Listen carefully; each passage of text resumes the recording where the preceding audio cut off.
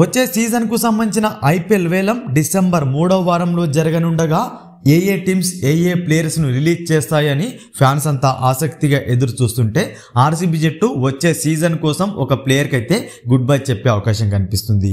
అతనే యశ్ దయాల్. లాస్ట్ సీజన్లో ఇతనైతే పెద్దగా పర్ఫామ్ చేయలేకపోయాడు, యావరేజ్గా అయితే ఆడడం జరిగింది. 15 మ్యాచెస్లో 13 వికెట్స్ తీస్తే ఎకనామీ రేట్ దాదాపుగా 10కి దగ్గరగా ఉంది.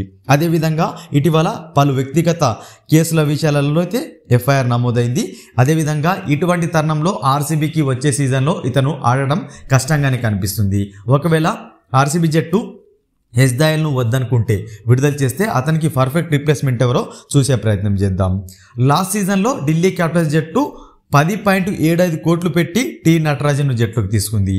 వెరీ టాలెంట్ బౌలర్ అయిన నటరాజన్కు ఇంత ధర పెట్టినప్పటికీ అతన్ని ఆడించిన మ్యాచ్లు 2 మాత్రమే. అంటే ఢిల్లీ క్యాపిటల్స్ జట్టు ఇంత టాలెంట్ కలిగిన ప్లేయర్కు వచ్చిన అవకాశాలు 2 మాత్రమే. సో దీనివల్ల నష్టపోయింది ఢిల్లీ క్యాపిటల్స్ జట్టు మాత్రమే. నట్టు ఏమాత్రం నష్టపోలేడు. అతనికి 10కి 10 కోట్లు అయితే ఇవ్వాల్సింది. దీంతో టి నటరాజన్ ఈసారి ఢిల్లీ క్యాపిటల్స్ను వీడేందుకు సిద్ధమయ్యాడు. దాదాపుగా ఐపీఎల్ వేలంలో అందుబాటులో ఉండే అవకాశం ఉంది.